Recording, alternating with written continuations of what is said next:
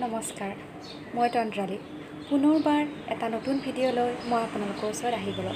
আজি মই আপোনালোকক বনাই দেখুৱাম সৰিয়হেৰে মাছৰ জোল। আৰু আজি মোৰ দুপৰীয়াৰ সাজু হ'ব সৰিয়হেৰে মাছৰ জোল। সৰিয়হেৰে মাছৰ জোল বনাবলৈ বিশেষ একো বস্তু নালাগে। ঘৰত যিবোৰ বস্তু থাকে সেইবোৰেৰে হয়। বিশেষকৈ আপোনাক লাগিব বগা সৰিয়হটো। এতিয়া বলকচোন মই কিদৰে সৰিয়হেৰে মাছৰ জোল বনাওঁ আপোনালোকে চাই গৈ থাকিব আৰু মই বনাই গৈ থাকিম। এতিয়া ভিডিঅ'টো ষ্টাৰ্ট কৰোঁ। সৰিয়হেৰে মাছৰ জোলৰ বাবে আপোনাক এইখিনি লাগিব, মই দেখুৱাই গৈ আছোঁ। ফাৰ্ষ্ট টাইম লাগিব আপোনাক কালজিৰা, মই কালজিৰা লৈ লৈছোঁ। আৰু আপোনাক লাগিব আদা, মই 2 টুকুৰা লৈ লৈছোঁ। আৰু নহৰু। আৰু মই ডাঙৰ পিঁয়াজ 2টা কাটি লৈছোঁ। আৰু মই 4টা জলকীয়া লৈ লৈছোঁ। আৰু এইটো হৈছে মেইন বস্তুটো, এইটো নহ'লে নহ'বই মাছৰ জোলটো। মই লৈছোঁ বগা সৰিয়হ। আৰু আপুনি বাতি এটাত আধা ঘণ্টা তিয়াই থ'ব লাগিব। ময়ো তিয়াই থৈ দিছোঁ। বগা সৰিয়হ। আৰু মই লৈ লৈছোঁ নিমখ লৈ লৈছোঁ। নিমখটো আপুনি সোৱাদ অনুসৰি ল'ব লাগিব। আৰু মই হালধি লৈছোঁ এচামুচ। আৰু মই লৈ লৈছোঁ আৰু মিঠাতেল। তেল লৈ লৈছোঁ, মিঠাতেল। এতিয়া মই মিক্সিং জাৰ এটাত আপোনাৰ সৰিয়হখিনি লৈ ল'লোঁ। আপুনি পটাটো পিচিব পাৰে। সৰিয়হ, আপোনাৰ পিঁয়াজ, কাটি থোৱা পিঁয়াজ 2টাও দি দিলোঁ মই।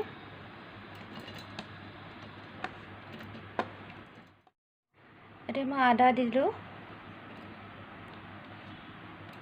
আৰু নহৰুখিনি দি দিলোঁ।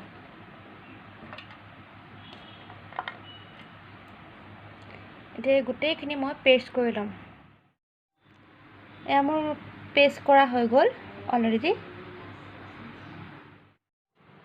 মই 5 টুকুৰ মাছ লৈ লৈছোঁ। আৰু এই 5 টুকুৰ মাছত মই নিমখ আৰু হালধি সানি অকণমান 10 মিনিট সময় মেৰিনেট কৰি ৰাখি দিম।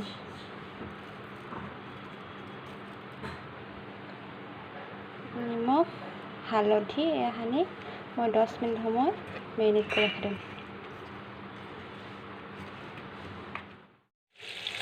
মই মাছখিনি আপোনাৰ ফ্ৰাই কৰি ল'ম। আৰু মাছখিনি মই হাফ ফ্ৰাইহে কৰি ল'ম। মোৰ মাছ 5 পিচ ফ্ৰাই কৰি মই থাল এখনত থৈ দিছোঁ। এতিয়া মই জলকীয়া দি দিম ইয়াতে।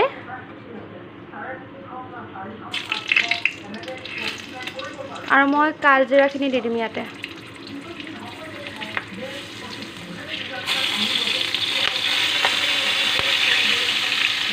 আৰু এই জলকীয়া আৰু কালজিৰাখিনি 30 ছেকেণ্ডমান আপুনি ফ্ৰাই কৰি থাকিব।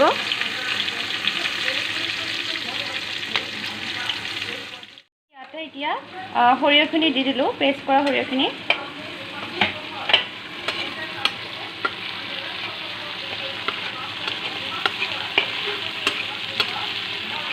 আৰু আপুনি যেতিয়া ফ্ৰাই কৰি থাকিব গেছটো মিডিয়াম ফ্লেমত লৈ ল'ব। আৰু মই নিমখ লৈ লৈছোঁ এচামুচ, নিমখ দি দিলোঁ মই। আৰু মই এতিয়া হালধি দি দিম। হালধি মই দি দিছোঁ আধা চামুচ।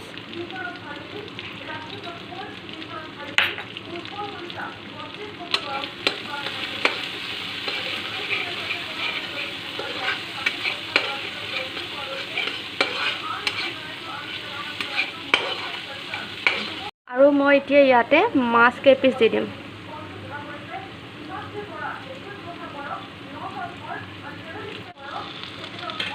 এতিয়া মাছ কেইপিচ দি মই পানী মিক্স কৰি দিম ইয়াতে। এতিয়া মই পানী এগিলাচ দি দিম আৰু মই এতিয়া এইখিনি 10 মিনিট সময় উতলিব দিম।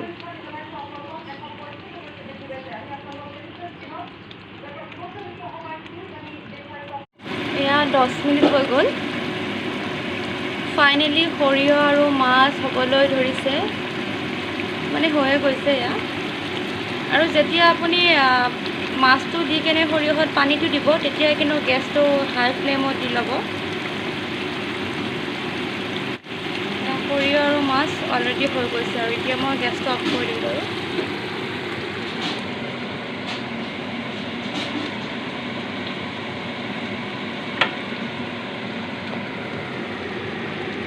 ফাইনেলি মোৰ দুপৰীয়াৰ সাজ হৈ গ'ল আৰু আজি মই দুপৰীয়াৰ সাজ সৰিয়হ আৰু মাছৰ জোলেৰে খাম। আৰু ইফালে আছে ঢেকীয়াৰ টেঙা, এফালে আছে ৰঙালাওৰ বাকলিৰ খাৰ। আপোনালোকেও এবাৰ বনাই চাব পাৰে সৰিয়হ আৰু মাছৰ জোল। একদম সহজ হয় বনাবলৈ আৰু বহুত বস্তুও নালাগে বনাবলৈ। যদি মোৰ ভিডিঅ'বোৰ চাই ভাল পায় তেতিয়াহ'লে লাইক কৰিব, শ্বেয়াৰ কৰিব, কমেণ্ট কৰিব আৰু ছাবস্ক্ৰাইব কৰিবলৈ নাপাহৰিব। আজিলৈ বাই বাই। পুনৰ এটা নতুন ভিডিঅ' লৈ মই আপোনালোকৰ ওচৰত আহি আছোঁ।